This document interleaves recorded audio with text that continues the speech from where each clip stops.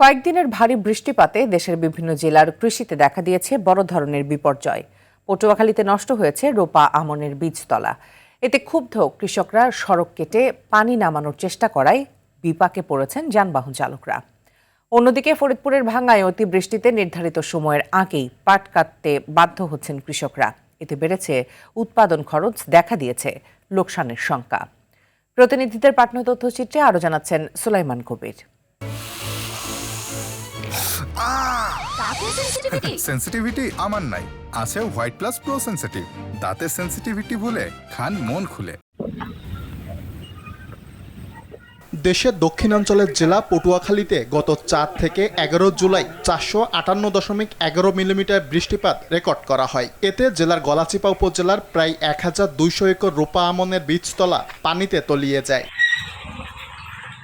Sluice gate সহ পানি নিষ্কাশনের ব্যবস্থা না থাকায় সৃষ্ট জলাবদ্ধতায় পচন ধরেছে রোপা আমনের বীজতলায়। দিশেহারা কৃষকরা পানি নামাতে বাধ্য হয়ে গলাচিপা উপজেলার আঞ্চলিক মহাসড়কের কয়েক জায়গায় কেটে দেন। এতেও নামেনি পানি, উল্টো যাতায়াতে চরম দুর্ভোগ পোহাচ্ছেন দূরপাল্লার যানবাহন চালক, যাত্রী সহ স্থানীয়রা। মুখ খোলা করে দিলে পানি বাইরে নি, হাতে পানি বাইরে না স্যার। তো কৃষক মরতে আছে বর্ষার বৃষ্টিতে, বীজ করতে পারতে আছে না, এই কারণে কাটা হয়েছে। গাড়ি ঠিক মতো চলে না, এই যে হিন্দাই হয়ে যায়, ভেঙে যায়। দ্রুত সড়ক মেরামত ও বিষয়টি তদন্ত করার কথা জানিয়েছে স্থানীয় এলজিইডি বিভাগ। আমাদের কাছ থেকে এটা অনুমতি নাই বা স্থানীয় উপজেলা প্রশাসনের কাছ থেকেও নাই আমার জানা মতে।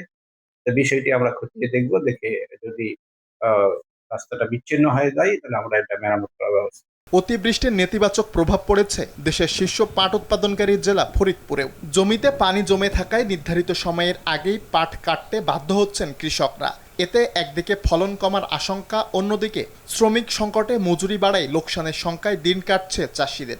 আমরা বিপদগ্রস্ত, যে টাকা ব্যয়বহুল হইতেছে, পাটের ফলন নাই। পাট যতটুকু উঁচু হওয়ার কথা ছিল উঁচু হয় নাই, এই কারণে পাটটা কেটে নেওয়া লাগবে, এর জন্য হয়তো ফলন হইব না বেশি। ক্ষতিগ্রস্ত কৃষকদের পাশে থাকার আশ্বাস দিয়েছে স্থানীয় কৃষি বিভাগ। সরকারিভাবে যে অনুদানের ব্যবস্থা যদি আমরা সরকার থেকে পাই তাদেরকে দেওয়ার ব্যবস্থা করব।